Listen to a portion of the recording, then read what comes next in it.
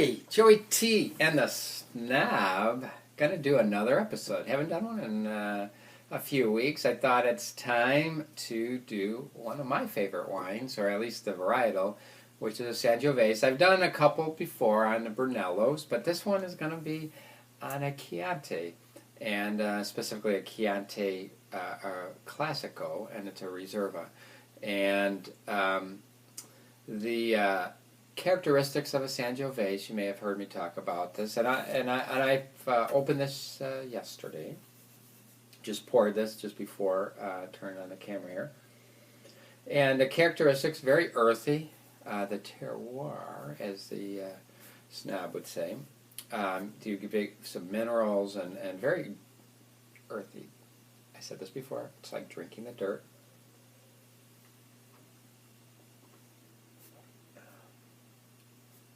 Get a lot of berries, so like cherries, and a little spice, not bad. It's not like overly dry. Very drinkable wine. The one we're having here, the Riserva Ducal, Riserva Ducal. I'll talk about what the Riserva means in a second. This is a tan label. You can pick these up. High teens, low 20s. The gold label, which would be the next level up, where their highest level is getting to the 30s. I would recommend, if you're looking to try Chiantis, you can pick up very good ones in the from $12 to $15. You get below $10, and but try it. I think you can see the difference, and I think that's the fun with wine.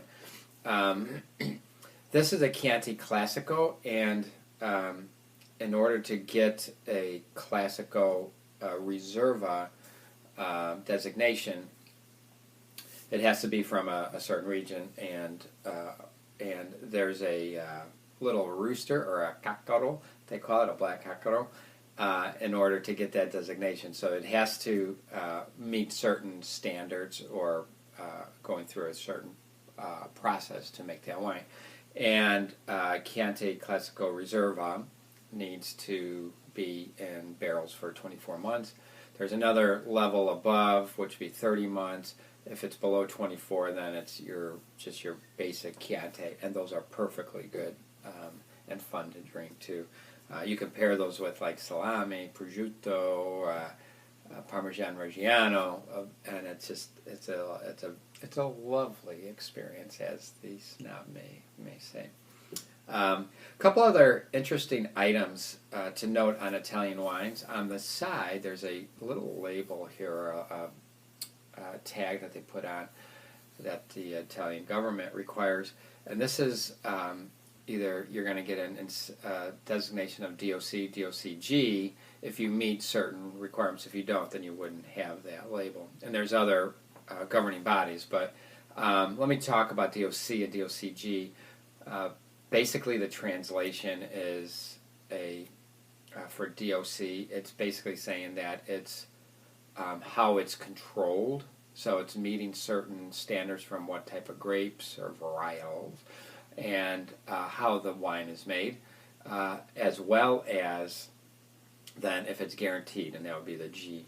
And DOCG then means that it met all the standards, how it was produced, the production of the wine, and then it's subject to, every bottle subject, or every barrel, I guess, be subject to tasting.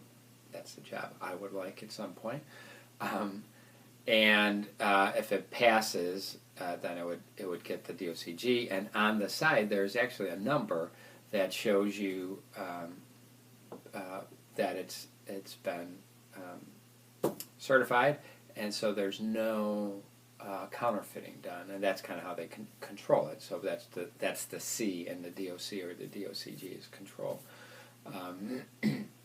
The other fact that I wanted to bring out about the little cacaro is the Chianti Classico region. So the region is from Florence to Siena, and there's a legend back in the 13th century. I read about this. I wasn't around back then.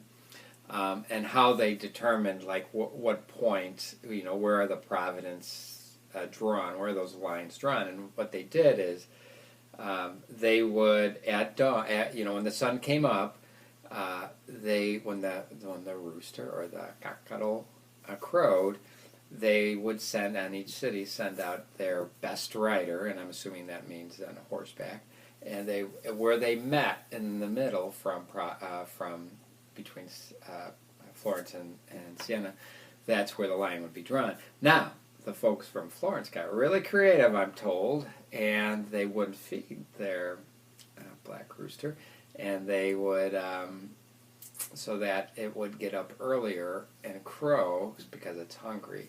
So then they sent the riders out so they can, move that line further towards Siena. So that's kind of the folklore along that. It's all fun, but it's a region, that would be considered the Chianti Classico area. So, so that's kind of the little history of Chianti Classico, DOC, DOCG, and drinking my favorite wine. And I had fun doing this. Hopefully you learned a couple little tidbits. Remember, drink what you like what you drink. Hit that like button if you saw what you liked. Give me some love here. And come back for some more. I will send me a note, joey__t@hotmail.com, if you want to hear about something in particular. I'd be glad to give you a little review on that. So happy drinking, and you have a good night.